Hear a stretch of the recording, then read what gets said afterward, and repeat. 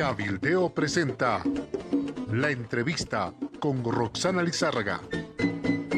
¿Cómo están? Muy buenos días. Al momento esperado, lo anunciábamos desde muy temprano. Empezamos esta entrevista de Cabildeo con unos minutos de anticipación porque el entrevistado, el caso, así lo amerita. Saludo al candidato a la presidencia de Bolivia, Carlos Mesa. Muchas gracias por haber llegado hasta los estudios de Cabildeo. No, el agradecido soy yo, Roxana. Un saludo también a Amalia. Es una satisfacción esta conversación que tiene un cierto tono y carácter inaugural en el sentido del vínculo con los medios de comunicación en profundidad y de largo aliento. Eso nos gusta mucho. No, definitivamente. Amalia Pano, nuestra directora de Cabildeo también. Muy buenos días. Gracias por participar en este espacio de la entrevista de Cabildeo. Muy buenos días a todos. Señor candidato, bienvenido a Cabildeo y esperemos que esta entrevista pueda esclarecer muchos de los puntos que están pendientes en las interrogantes que se plantea la ciudadanía. De tal modo que arrancamos. Roxana, usted tiene el primer turno de preguntas. Bien. Muchas gracias, Amalia. He estado pensando en estos días y en las últimas horas de las movilizaciones que se están generando en el país por el 21F, la concentración, el día del 10-10, recuperación de la democracia. ¿Carlos Mesa asistirá? Un primer elemento, Roxana, muy importante. Creo que la movilización del 21F es un elemento de dinámica fundamental. Tiene que ver con lo que es más importante planteado por la sociedad boliviana. El 21F se ha convertido en un referente no solamente del no a la nueva repostulación del presidente Morales, sino un referente de la defensa de los valores democráticos esenciales. Esto es clave. Con relación a tu pregunta, los movimientos y plataformas ciudadanas, el CONADE, han hecho en su conjunto, no solamente en La Paz, sino en todo el país, una invitación a los ciudadanos para movilizarse y participar expresándose físicamente con la presencia en la fecha, es decir, mañana, el día 10 de octubre del año 2018, y la respuesta como ciudadano no puede ser otra que sí, claro que sí, voy a estar presente. Esto es muy importante subrayarlo, como ciudadano que cree en la democracia y como ciudadano convocado, como alguien que responde a las plataformas, al CONADE y a los organizadores. ¿Quisiera hablar en este No acto? debo. Yo creo que ¿No lo debe? pertinente ¿Y si es te que lo no piden? debo hablar. No es un punto que yo esté considerando porque sería una imprudencia, me da la impresión, el plantear que yo tengo que hablar. Hay quien ha organizado, este es un movimiento ciudadano, yo respeto el concepto de la ciudadanía y en ese contexto creo que lo pertinente es que quienes organicen son los que decidan quiénes son los que hablan y por qué deben hablar. Carlos Mesa se puso al frente de la defensa del 21F, siempre considerando que la ciudadanía sí lo acepte, y hubo una buena repercusión en este tema y fue en la entrevista de Cabildeo que la vivimos hace más de un mes. En este caso, cuando Carlos Mesa anuncia su candidatura el día sábado con un mensaje que sale por todas las redes y medios de comunicación, los oyentes, los seguidores de Cabildeo nos hacían la siguiente pregunta. En el programa de Cabildeo, Carlos Mesa se comprometía a defender el 21F. ¿Está traicionando este 21F? Decían, porque ya se habilita como candidato a la presidencia y esto quiere decir que le da el ok a Evo Morales para que sea candidato.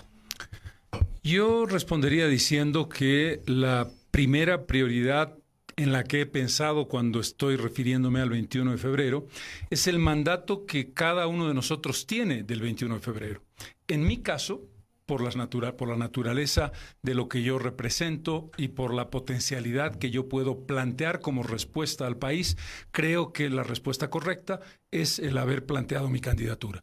Mi candidatura no es sino la reafirmación de mi fe total en el 21 de febrero, mi militancia en la idea de que no se puede aceptar la habilitación del presidente Evo Morales, la expectativa de que el Tribunal Supremo Electoral cumpla su obligación constitucional, pero a la vez la certeza, y esto es muy importante subrayarlo, de que la mejor forma de defender el 21 de febrero, sus principios y los valores democráticos que están en el centro de su discurso, es proponerme como una opción para el año 2019. Vamos a suponer que por cualquier circunstancia el Tribunal Supremo Electoral falle a favor del presidente Morales. ¿La respuesta sería la abstención? Mi opinión es categóricamente no. La respuesta tiene que ser trasladar cronológicamente el 21 de febrero al 27 de octubre del 2019. Y ese no que le dijimos el 21 de febrero del 2016 deberá ser un no que le diremos el 27 de octubre del 2019. En consecuencia, el primer punto y la primera carrera y tarea es no a la habilitación del presidente y esperar que el Tribunal Supremo Electoral cumpla esa obligación constitucional. La segunda tarea es, en caso de esa promulgación o de esa aceptación mejor ilegal de la candidatura, trasladar el 21 de febrero a la elección. No seguiremos los pasos entonces de la oposición venezolana. Para empezar, eso me parece clave. Eso me parece clave. Es una primera lectura. Amalia. Vamos a las primarias. Usted comentó que las primarias son para defenestrar el 21F. Son adelanto a las elecciones, como ocurrió en Venezuela, en los hechos. Uno podría preguntarse qué es lo que quiere Evo Morales. ¿Usted tiene alguna sospecha? La pregunta, Amalia, tiene una doble dirección en el sentido de, en principio, la respuesta es obviamente. Las elecciones primarias han tenido como objetivo, y así lo ha planteado el gobierno, defenestrar el 21 de febrero. Obligar a dos cosas: a la construcción prematura de candidaturas, forzar a la oposición a una acción vertiginosa, reposicionar a los partidos políticos como los únicos interlocutores del escenario democrático. Ahí, y ante esos hechos, uno tiene que dar una respuesta específica de carácter realista, que no es incompatible con la defensa de los principios que defendemos. La defensa de los principios que defendemos no puede hacernos olvidar que si no entramos en el escenario de las elecciones primarias, le dejamos el camino abierto al presidente si potencialmente puede ocurrir, el Tribunal Supremo Electoral lo habilita. En consecuencia, hay que responder en una doble dirección también. Decir, por supuesto que creemos que debe ser inhabilitado, y decir, vamos a participar en las primarias porque hay que derrotar al gobierno democrática y electoralmente en el caso de que sea habilitado inconstitucionalmente. El próximo 19 de octubre, en 10 días, sale la convocatoria para las primarias. El 21 de octubre, es decir, dentro de 15 días, el Tribunal Electoral cierra la recepción de libros. Bueno, en 15 días, ¿cuántos libros va a poder usted llenar para poder ir a las primarias? Es una gran pregunta. Teóricamente hay dos elementos. Primero, los militantes del FRI ya existentes, es decir, que habían sido parte y se habían inscrito antes de esta actualización. Y luego, la pregunta es específica, la cantidad de personas que se adhieran a mi candidatura y que están firmando de manera intensa y afortunadamente en gran cantidad en estos poquísimos días que tenemos, entre 10 y 12 días. Llegaremos a esa primaria con las firmas con las que contemos. Afortunadamente no hay una limitación de número, pero nosotros somos optimistas y creemos que vamos a tener una buena cantidad de miles de personas que se adhieren a mi candidatura. ¿En qué términos está el acuerdo con el FRI? Se trata de una invitación que hace el FRI después de haber evaluado cuál es la propuesta, y esto es lo más importante, que yo planteo como candidato. La propuesta por un gobierno de ciudadanos. La idea de ciudadanía, la construcción de un nuevo sentido de militancia que elimina el término de militancia tradicional de los partidos de raíz leninista, de democracia centralizada y lo que tú muy bien conoces, por una situación de horizontalidad, de construcción de redes y que plantee una participación que no es la del militante de todos los días que va a concentraciones, a reuniones, a asambleas y a conferencias, sino que está dispuesto a seguir causas. Una vez que entendimos eso, hicimos un acuerdo con el FRI estableciendo que había una composición de acuerdos básicos sobre estos principios.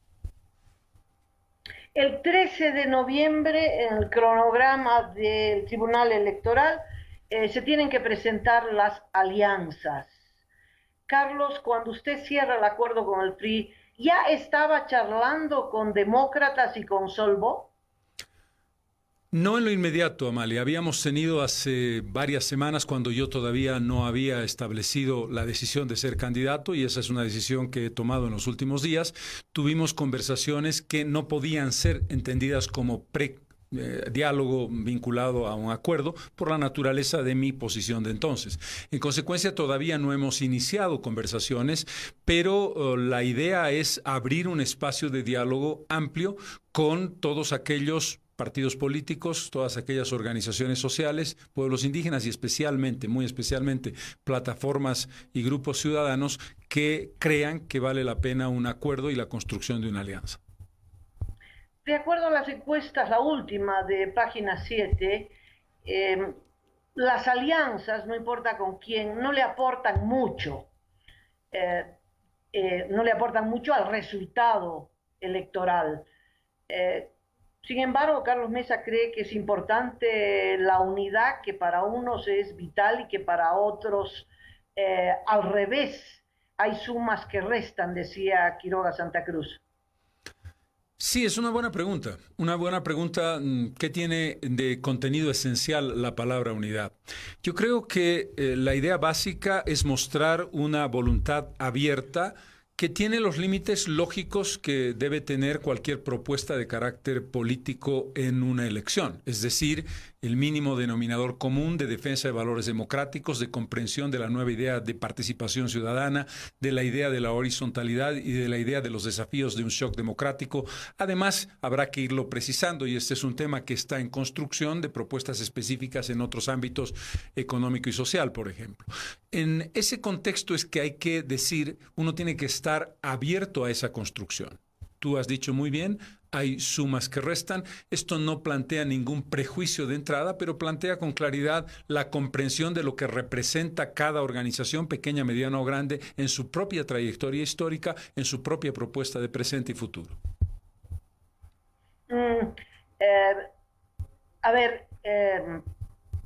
Es difícil entender las primarias cuando no hay partidos, ¿no? Los partidos que tienen personería jurídica irán a una primaria y en esas primarias, al final de cuentas, se elegirá al candidato de la oposición, o el FRI irá a unas primarias donde va Carlos Mesa sin ningún oponente y saldrá Carlos Mesa y luego se hace la alianza, o primero se hace una alianza con todos los partidos de la oposición y cada partido de la oposición pone a su candidato en esas primarias y dependiendo del resultado se elige al candidato. ¿Tú no la ves? Si uno se atiene a lo que dice la ley, una ley arbitraria, una ley que está repartidizando el país, una ley que está forzando a un aceleramiento absolutamente inadecuado, una ley que busca destruir al 21 de febrero, pero una ley que uno debe cumplir porque esas son las reglas de la democracia, y esta es la gran paradoja. Lo que la ley plantea son dos pasos posibles en la construcción de alianzas. El primer paso, que es el que estamos en este momento avanzando, es el de la construcción de alianzas para los binomios presidenciales, que no toma en consideración ni candidaturas a Senado ni candidaturas a diputados.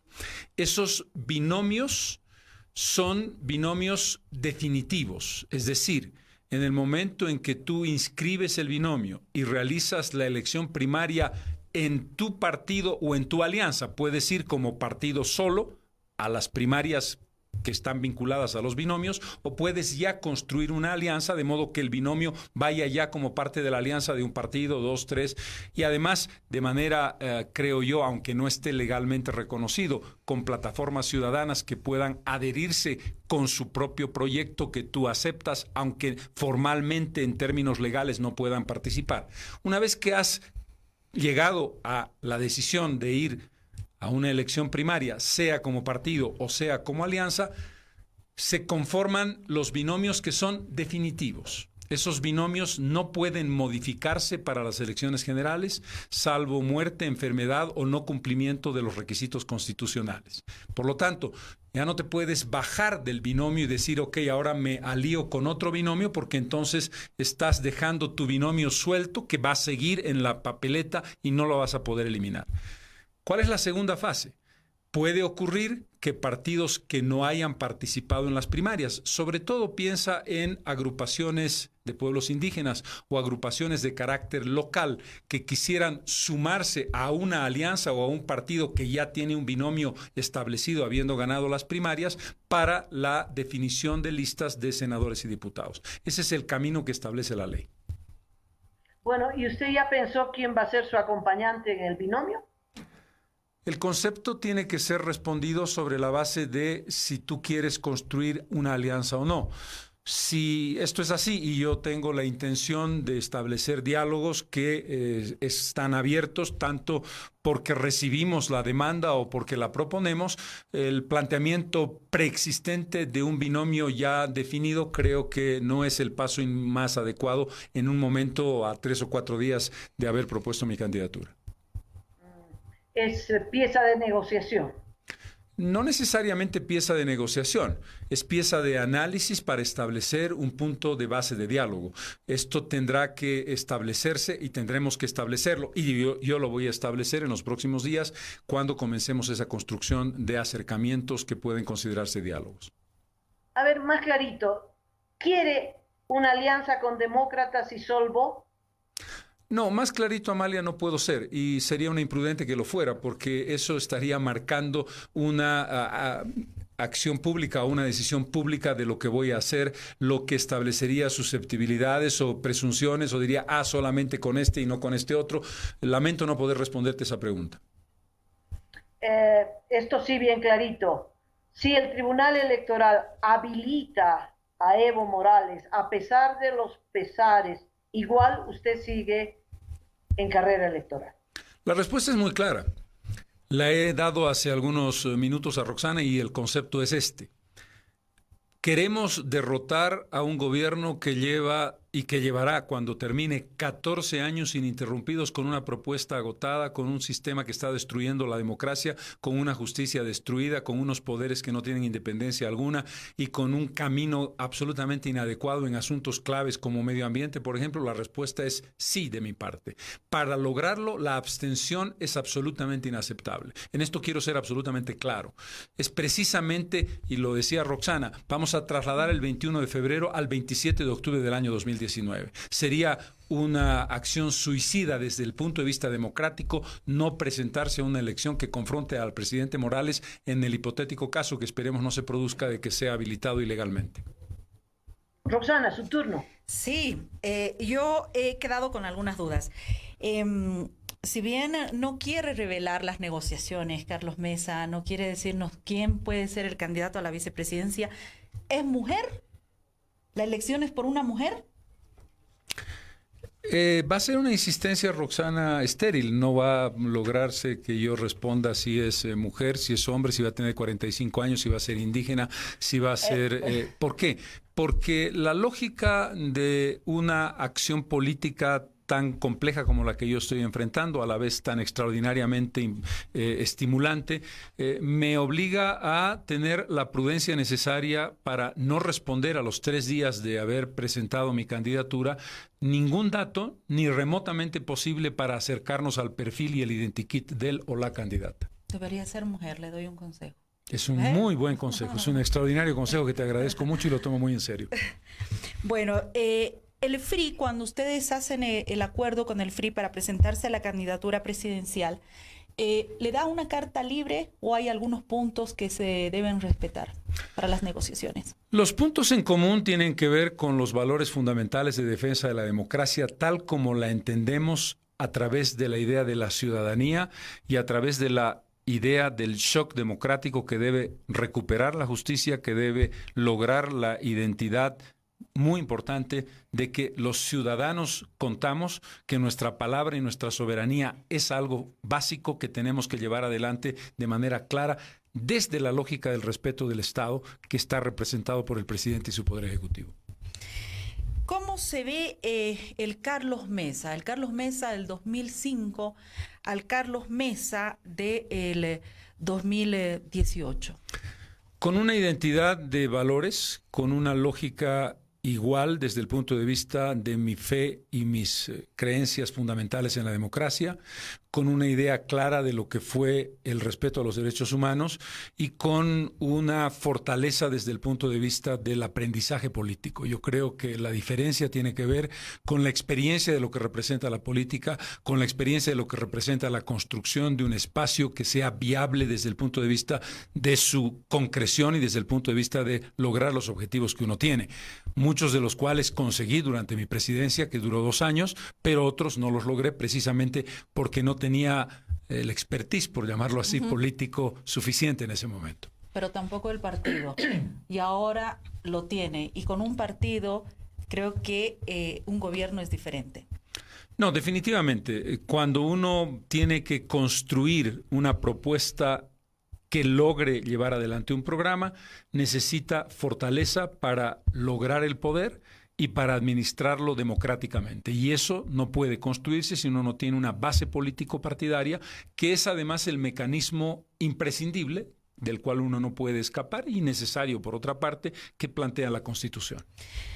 En el tema de los procesos, los juicios, se ha hablado mucho de Equivorax, que fue un escándalo. Una pregunta que tengo pendiente de esto es que si usted en el caso de Equivorax se animaría a seguirle como presidente ya de Bolivia, seguirle un proceso al procurador, por ejemplo, por cómo han manejado las autoridades el caso Equivorax, y si está tomando en cuenta que hay una posibilidad de procesos en la Asamblea Legislativa que podría presentarse en estos días, porque eso es lo que se dice en el Congreso, relacionado al caso Lavallato, ¿no? Campos de Arena. ¿Cuál es la posición que tiene en este tema, Carlos Mesa? Con relación a la primera pregunta, creo que es muy importante establecer algo.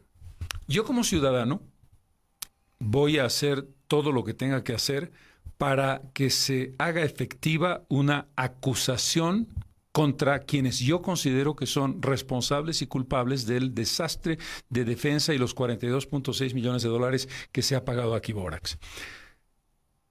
En el caso de que yo sea presidente, lo primero que deberé hacer como ciudadano presidente es establecer con claridad que hay una separación e independencia de poderes. ¿Qué quiere decir eso? Presentaré la acusación, pero espero que el fiscal general que podamos colocar después de una revolución de la justicia vía soberanía popular sea absolutamente independiente. Y que el fiscal general no reciba la llamada del presidente y le diga, ¿sabes? Quiero que hagas tal cosa con estos señores en Equivorax. No, el fiscal general no debería recibir mi llamada. El fiscal general debería decir, yo voy a analizar el caso Equivorax con los elementos de juicio que tengo para establecer si se abre o no una acusación. Y lo que el fiscal decide es lo que yo respetaré. Porque esto es fundamental. Y lo propio con el Tribunal Supremo de Justicia. Yo creo que es clave entender eso. En lo que a mí toca, por supuesto que en la medida en que pueda haré una acusación. Creo que hay que hacerlo. Con relación a la segunda pregunta, el caso de Camargo Correa o Castillo de Arena. En el caso Camargo Correa yo entiendo que la comisión está trabajando en un informe Intensamente. Intensamente. Que espero que sea un informe justo. Tengo serias dudas. Tengo serias dudas porque la presidenta de la comisión, la diputada Rivero, ya ha prejuzgado y en medio de la investigación, de una manera absolutamente desaprensiva, ha hecho sugerencias y ha dejado entrever que hay una responsabilidad de mi parte, incluso me vincula con unas iniciales, cosa que no es serio ni es aceptable y eventualmente debería ser sujeto de un tema judicial de mi parte, y lo voy a analizar, de lo que representa lo que puede dar ese informe. En todo caso, yo estoy absolutamente tranquilo.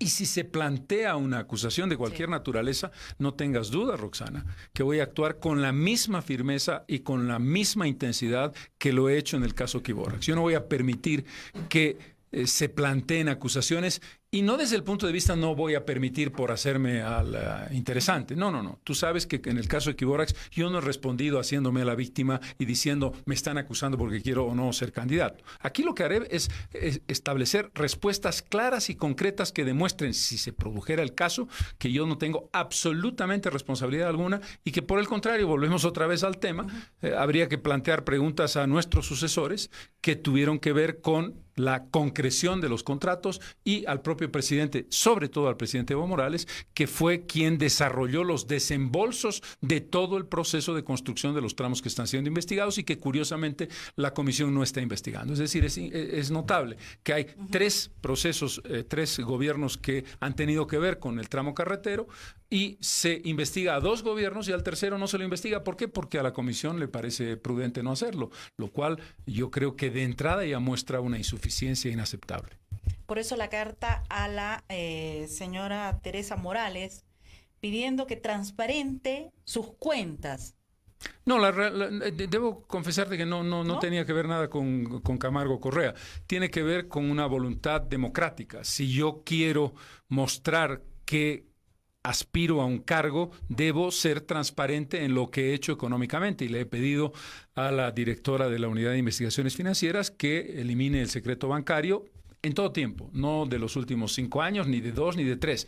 Todos mis movimientos bancarios en el tiempo que se considere prudente, desde el más antiguo hasta el actual, para que el ciudadano sepa que uno debe predicar con el ejemplo. Sería una cuestión absolutamente inaceptable que yo demande transparencia y no establezca mi propia transparencia como persona. Además, para que sepan quién es su candidato, quién es el Así que es. se presenta. Amalia. Para cerrar este tema, es posible que se use el tema Camargo Correa para inhabilitarlo, no sería raro. El adelanto de las elecciones y la inhabilitación de los principales candidatos de oposición ha estado en el guión de Daniel Ortega y de Maduro. Es parte de un esquema para ganar como sea las elecciones. ¿Se le ha pasado por la cabeza que harán todo lo posible para inhabilitarlo? Por supuesto que es un escenario que he considerado, es un escenario que es posible, es un escenario que espero no se produzca, pero que estoy perfectamente preparado para enfrentar y para ir hasta donde tenga que ir, con una tranquilidad, Amalia, que tiene que ver con dos cosas. Uno, no tengo ninguna responsabilidad que crea yo tenga que darle cuentas al Estado y menos a la justicia boliviana. Y segundo, con la absoluta claridad de decir que me voy a defender con fuerza, con intensidad y sin ningún reparo, utilizando la democracia, utilizando los argumentos jurídicos y los argumentos políticos que tienen que utilizarse en un caso como este. Pero sobre todo es un tema político. A ver cómo reacciona el país si es que le quitan a la oposición su posible candidato ganador. Bueno, en Bolivia hubieron algunas revoluciones a propósito de esto. Usted lo sabe más que es historiador. Paso al otro tema. Bolsonaro, el resultado de las elecciones en Brasil. ¿Qué evaluación hace? ¿Cómo es posible que arrase frente al partido de Lula? Es una pregunta fundamental. Yo creo que primero estamos hablando de uno de los países más importantes del mundo, y el país más importante de América Latina. ¿Por qué digo esto, Amalia? Porque se está produciendo una ola de populismos de extrema derecha, xenófoba, racista, con absoluta falta de respeto para la igualdad de género, etcétera, etcétera, no solamente en el Brasil, sino en muchos países del Asia, el caso de Duterte en Filipinas. Hay en Europa un movimiento muy intenso, sin ir lejos, el primer ministro austriaco está también en este momento vinculado con la extrema derecha. Por lo tanto, Bolsonaro responde a una corriente de populismo radical de derecha extremadamente peligrosa. Segundo, el gran drama que vive América Latina, y lo ha vivido Brasil específica y especialmente, es el vinculado a la corrupción.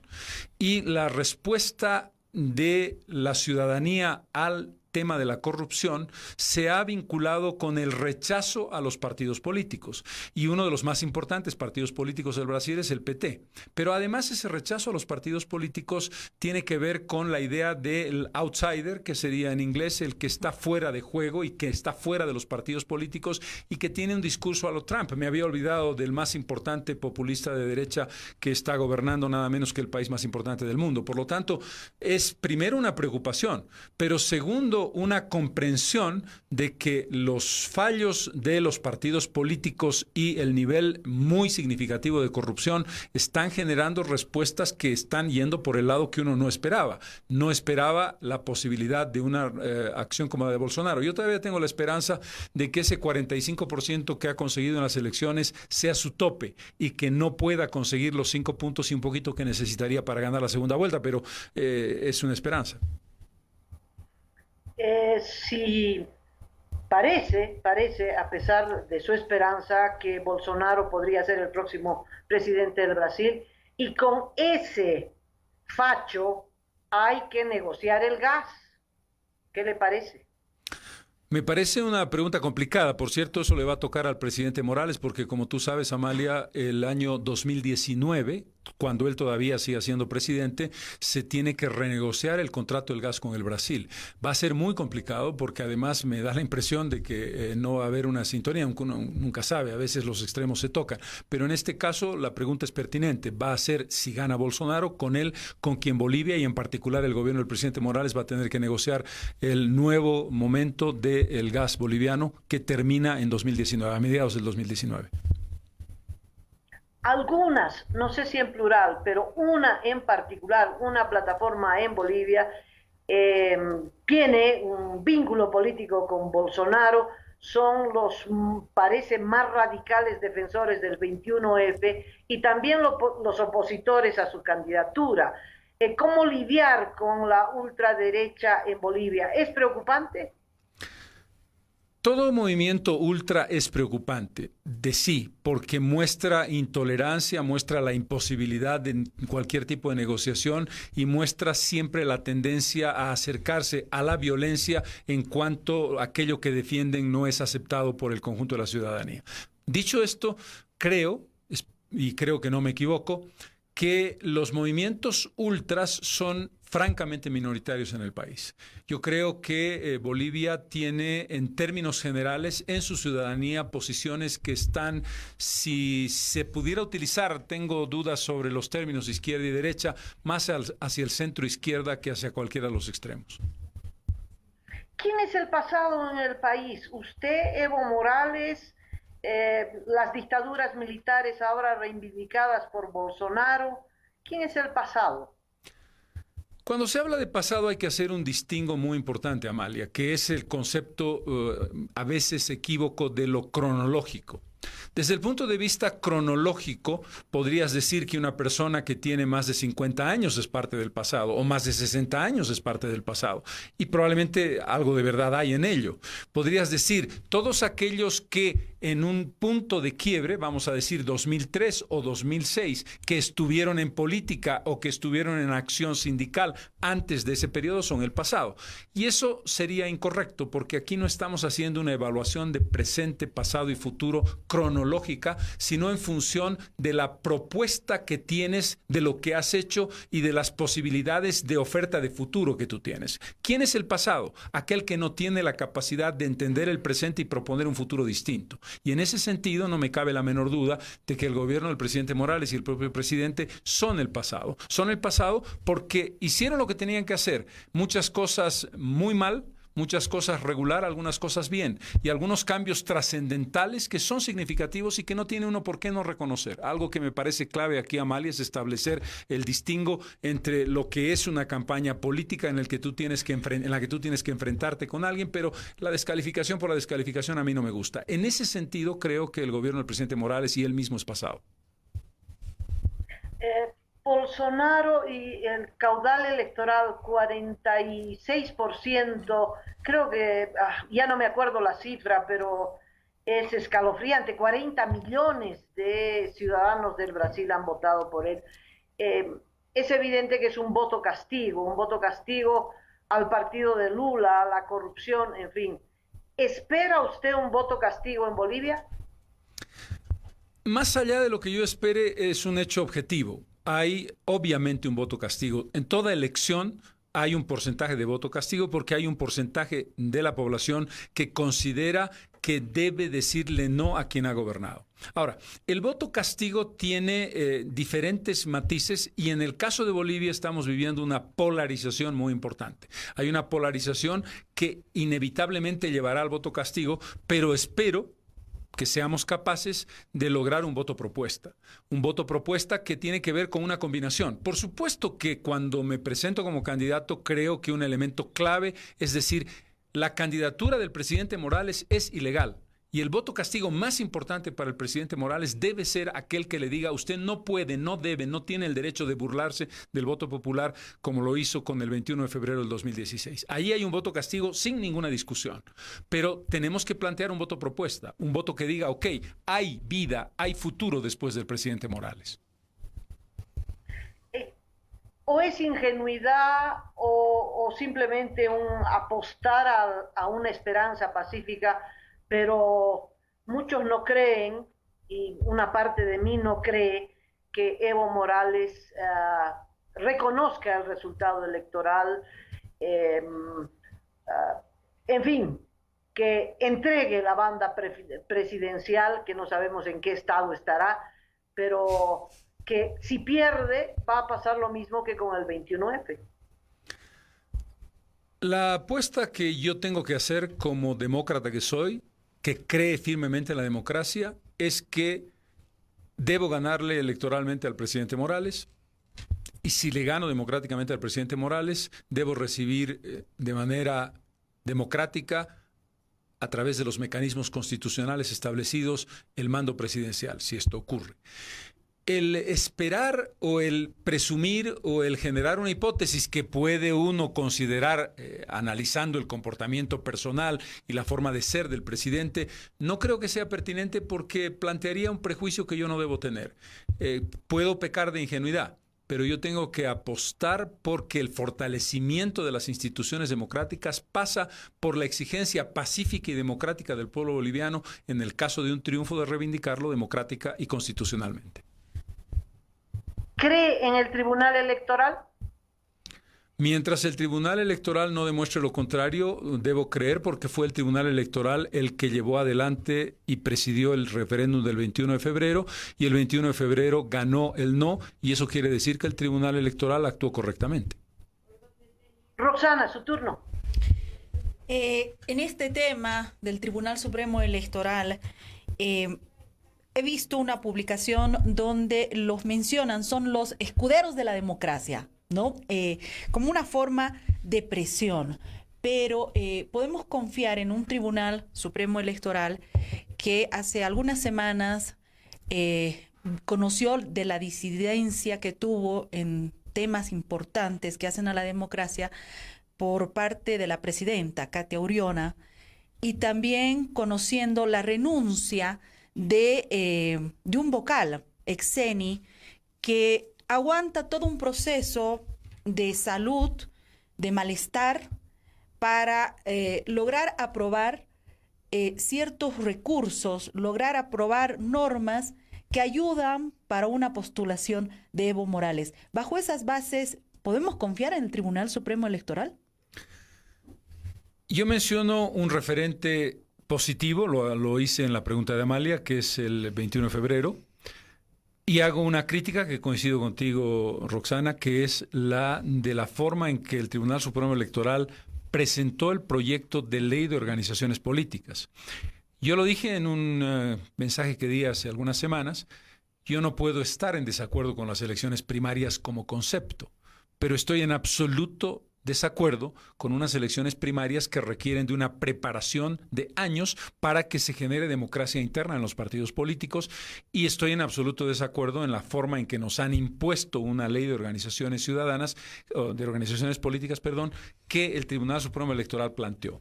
El tribunal me podrá decir que su propuesta era para las elecciones del 2025, pero lo que no entendí es por qué el tribunal no hizo la defensa que debió hacer como poder del Estado independiente que es frente a la Asamblea Legislativa. No se trata de correspondencia. El tribunal debió pedir una audiencia para hacer una explicación no solamente a la Asamblea Legislativa, sino al país. En consecuencia, yo creo que el Tribunal Supremo Electoral por lo menos se equivocó en la forma del planteamiento de la ley, que si fuera para el 2025, en términos generales, salvo la cuestión de los partidos políticos tan forzados, no tendría mayores observaciones.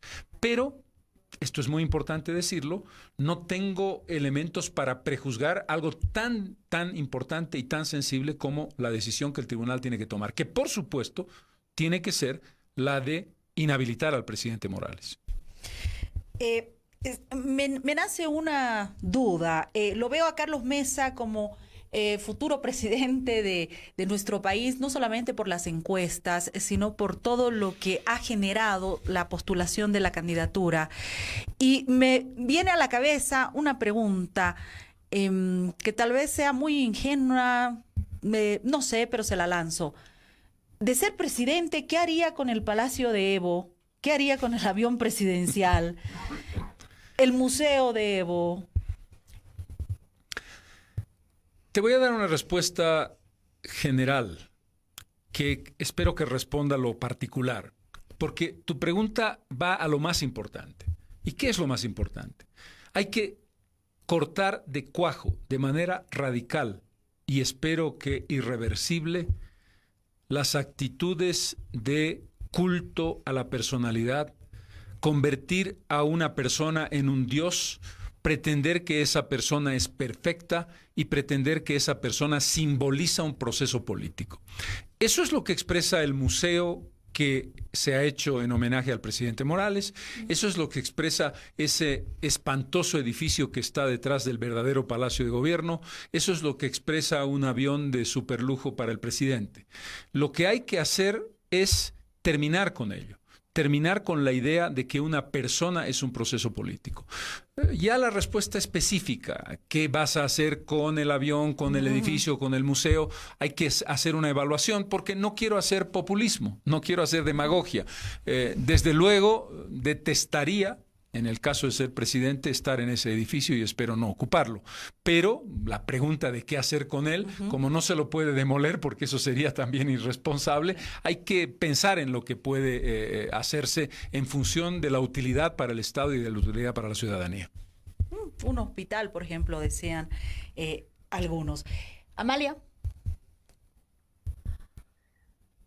Carlos, usted apostó a la demanda marítima en La Haya. Usted era uno de los convencidos de la argumentación. Usted estuvo allí cuando se leyó ese fallo lapidario.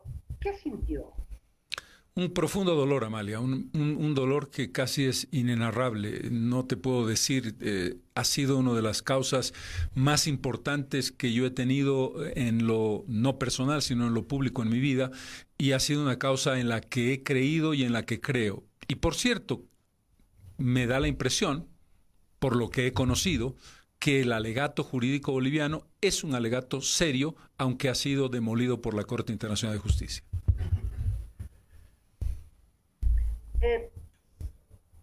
Es obvio que si usted sintió dolor, para Evo Morales se le abrió el piso, ¿no? Se quedó sin piso. ¿Por qué salió en su ayuda? Cuando Evo Morales era el que tenía que responsabilizarse, darle explicación, usted fue a arroparlo, salió en esa declaración junto con el Contralor, que es su perseguidor. ¿Qué pasó? ¿Sintió solidaridad por Evo Morales? ¿Le pidieron que sea usted el que ponga la cara y la voz? La respuesta es muy clara, Amalia. Yo respaldé la demanda planteada por el Estado boliviano, representado por el presidente Evo Morales, de manera clara y categórica. Fui invitado por el presidente Morales y acepté la invitación del presidente Morales para ser el representante oficial o portavoz de la demanda a nivel internacional. Acompañé ese proceso a lo largo de 4 años en un contexto de dificultades que hoy no voy a describir porque sería un absurdo hacerlo.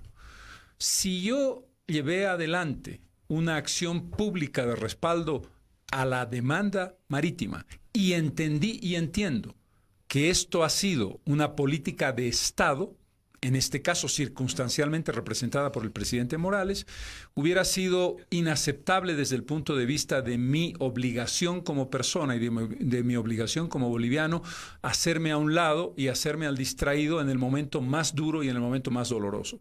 Si tú estás dispuesto a poner la cara en el éxito, tienes que estar dispuesto a poner la cara en el fracaso. Creo que eso es lo que le corresponde a una persona de bien que tiene principios y que cree en las cosas en las que ha hecho.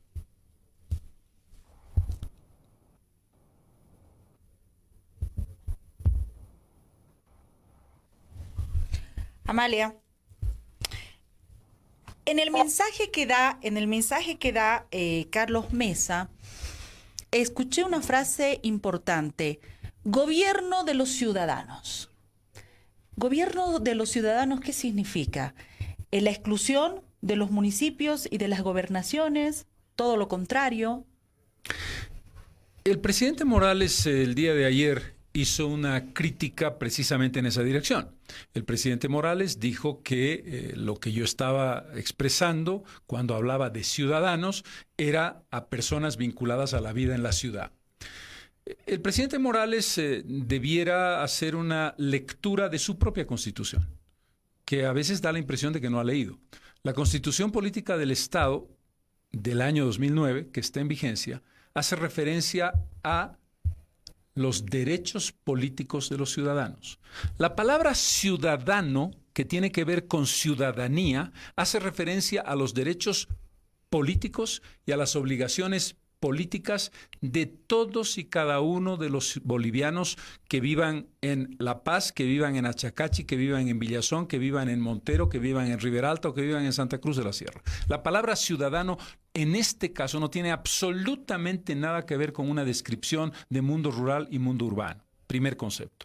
El segundo concepto es la ciudadanía, un ideal planteado por el libertador Simón Bolívar cuando crea la República de Bolivia y cuando se establece, cuando se crea, digo mal, no cuando él crea, cuando se crea la República de Bolivia y él es el primer presidente del país, establece que todos somos iguales ante la ley y que todos tenemos un papel que jugar de manera activa y participativa. Ese es un proceso de evolución desde 1825 hasta la Constitución del 2009. Yo mismo formé parte de este proceso de transformación cuando en la reforma del 2004 establecí los derechos de partidos políticos, agrupaciones ciudadanas, fue la primera vez en la historia, y pueblos indígenas.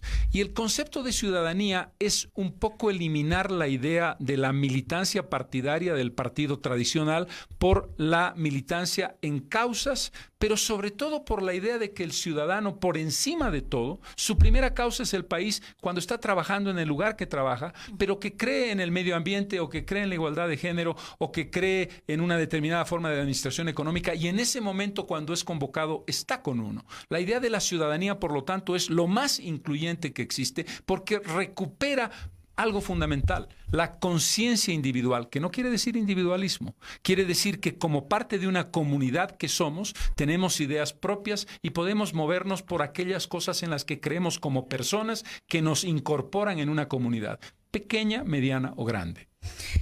Esperé este intervalo, Amalia, porque creo que no teníamos conexión o nos está escuchando en este momento.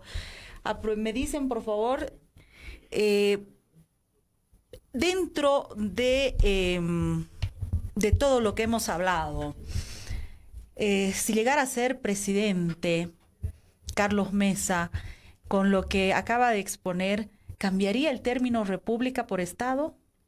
No cambiaría el término república por Estado porque la república existe. Esto es algo que muy pocos ciudadanos conocen. La Constitución Política del Estado ha marcado un cambio de nombre. Sí. Estado Plurinacional de Bolivia. Sí.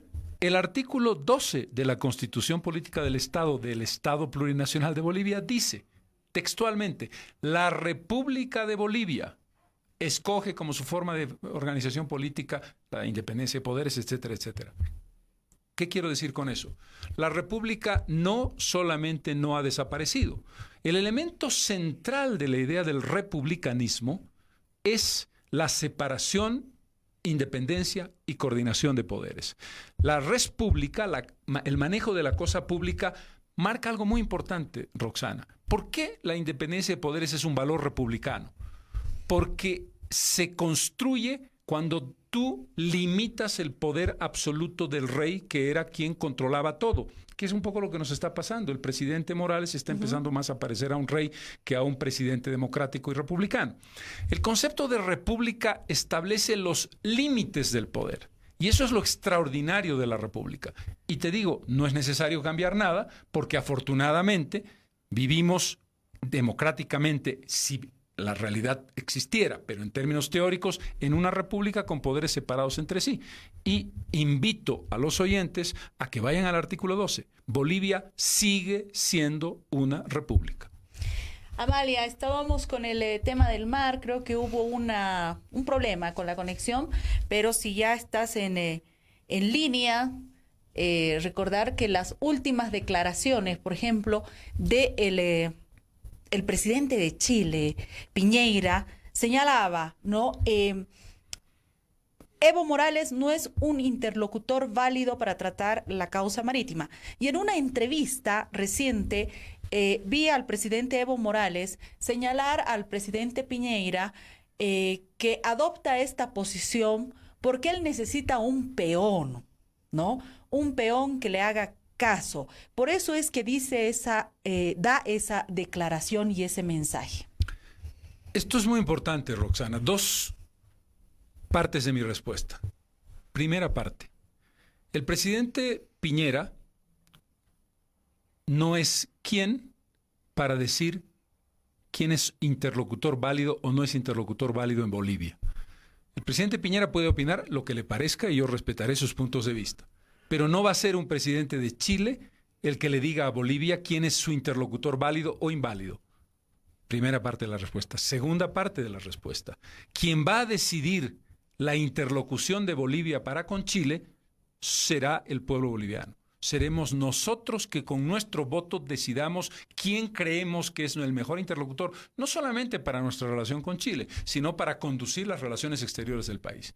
Ni el presidente de Chile, ni el de los Estados Unidos, ni el de ninguna parte del mundo tiene derecho a establecer la validez de la interlocución del país, cuya soberanía está exclusivamente en el pueblo boliviano.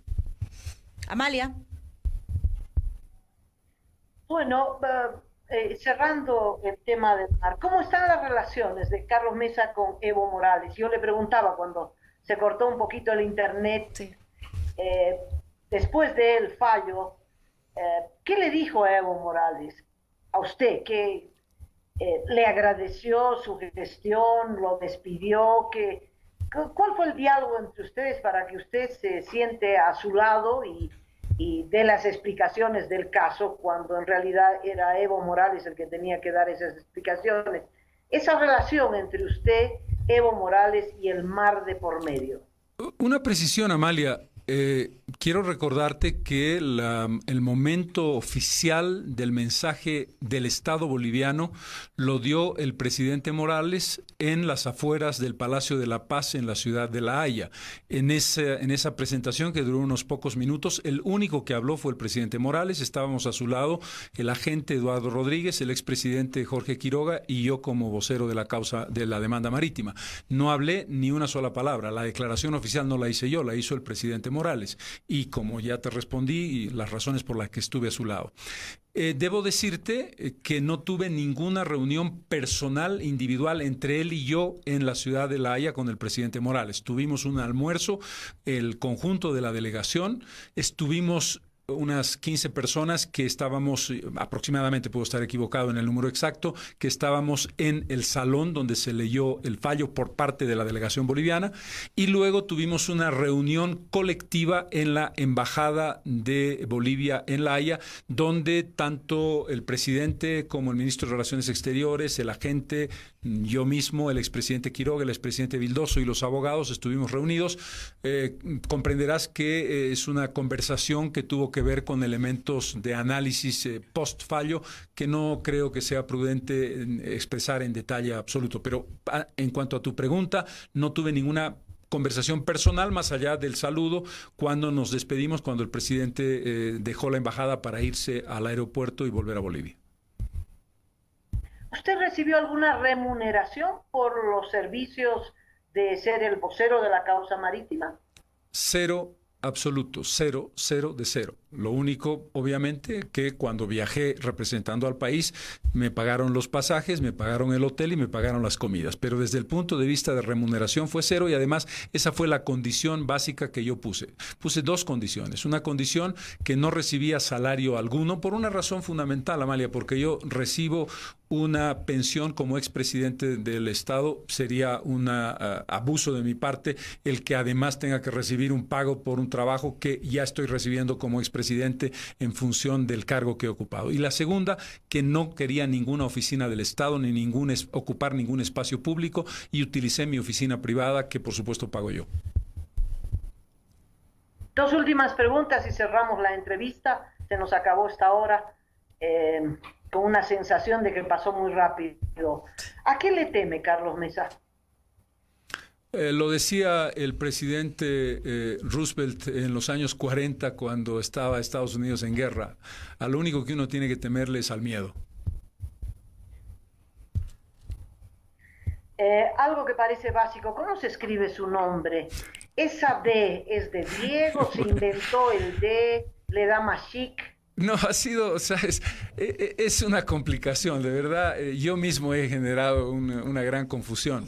Pero al final he optado por quedarme con el nombre que he utilizado en los últimos 30 años y que sobre todo está en los 20 libros que yo he escrito, y por lo tanto no puedo cambiarlo, aunque mi nombre, desde el punto de vista del carnet de identidad, tenga una forma distinta.